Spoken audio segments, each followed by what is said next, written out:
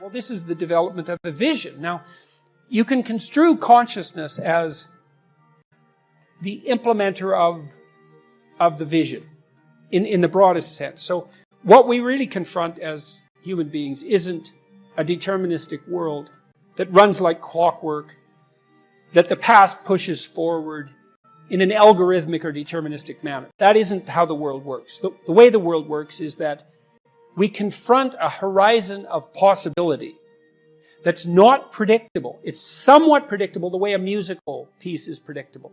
So it's rule governed, but it's not predictable in a deterministic way. And it's full of possibility and potential. That's actually its nature. It's potential in its nature.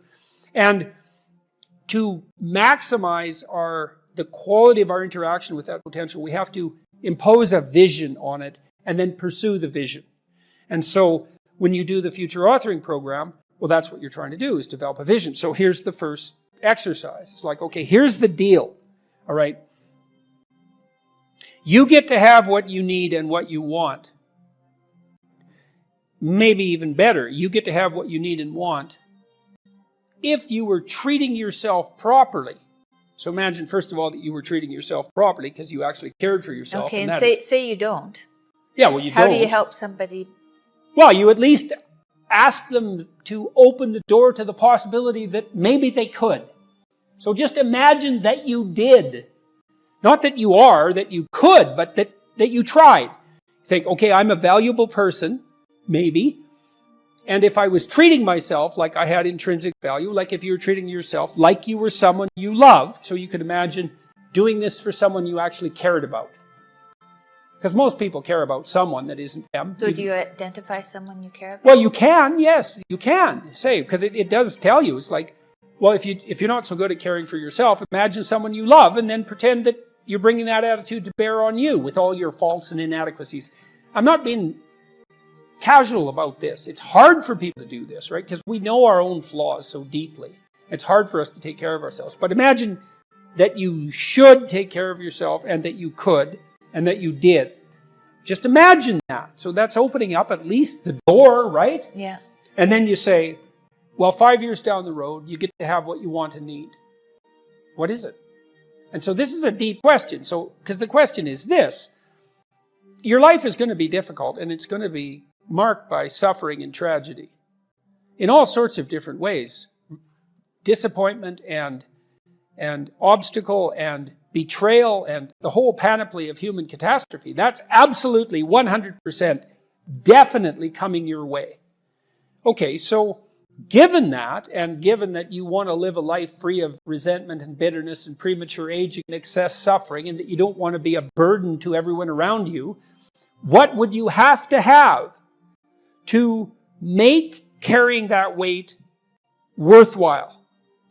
That's a hard question, you know. It's like, what justifies your suffering? That isn't how am I going to be happy. It's what justifies your suffering.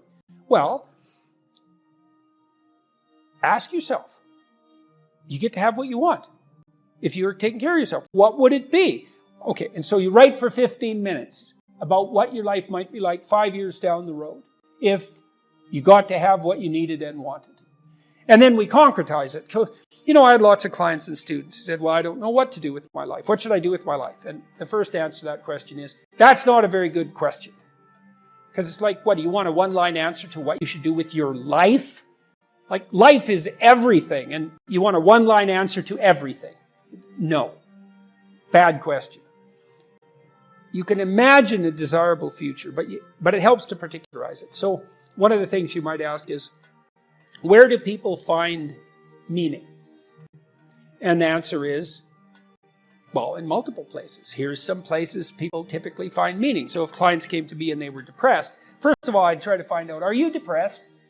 Or do you just have a terrible life, or some combination of those two? And you might ask, what's the difference? And that's a really good question. If you're depressed, you have a good life, but you're suffering. So what would it mean that you have a good life? Well, it means somewhat different things to different people, but you can kind of triangulate on it. Probably you have an intimate relationship, or at least you have the prospects of one. So at least you want one, and you believe that maybe you could have one if you don't have one. And probably if you have a good life, you have one. You have some friends. They're real friends, right? You have some family members, children, perhaps, if not children, parents and siblings, or perhaps both, grandchildren. You're nested inside a family, and your relationships with your family are desirable.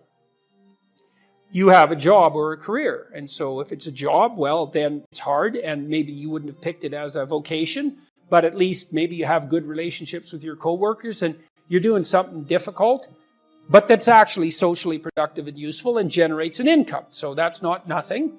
You're educated to the level of your intellectual capability, or you have plans to do so. You're taking care of yourself mentally and physically, and you have a strategy for dealing with the realm of signal temptation, drug and alcohol abuse and sexual misbehavior and that sort of thing. And then we've added one more recently, at least conceptually, that you've adopted a certain degree of civic responsibility, right? You're participating in the broader community in some manner. And if you're doing none of those, my life is meaningless. Are you doing any of these? No. Well, that's why it's meaningless. Those are the domains of meaning. And so, if you're miserable and you have none of those things, the first thing to do, if you're a cognitive behavioral therapist with someone, is to say, well, how about we work on like one of these things to begin with? You know, you need some friends. You need to get out in the dating market. You need a job or a better job. You need an educational plan. Like, you don't have a life, so of course you're miserable, because without sustaining meaning, life is just tragedy. And so your lot is misery. And so anyways, we ask people to go through these 8 different domains and say, okay, you can have what you want, but you have to aim at it. Sin means to miss the mark, by the way. It means to miss the target. That's what takes you away from God, is to miss the target. What target? Yeah, right. What target? Right. You got to at least know there's a target. Then you got to try to hit it. You know, and maybe you don't even know where the target is, but your aim isn't good. But at least you've set up a target now, and you can practice. And so, well, if you had an intimate relationship, what would it look like? If you had some friends, how would you like those friendships to be conducted? If you had a job or a career, what could it be if you had what you wanted?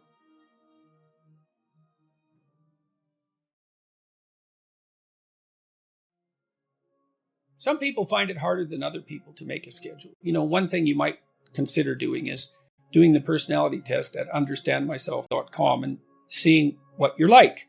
You know, maybe you're particularly low in conscientiousness, in which case making a schedule and sticking to a routine, an orderly routine, is going to be quite difficult for you. But that'll at least help you understand perhaps at least some of the problem. Maybe you're high in negative emotion or neuroticism, and so you worry too much about making the schedule, and that just stops you from doing it. I would say, well, first thing to do is,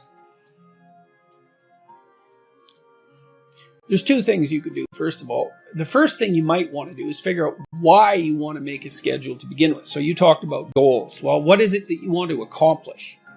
The Future Authoring Program at selfauthoring.com, another one of our websites, helps people make a detailed plan for the future.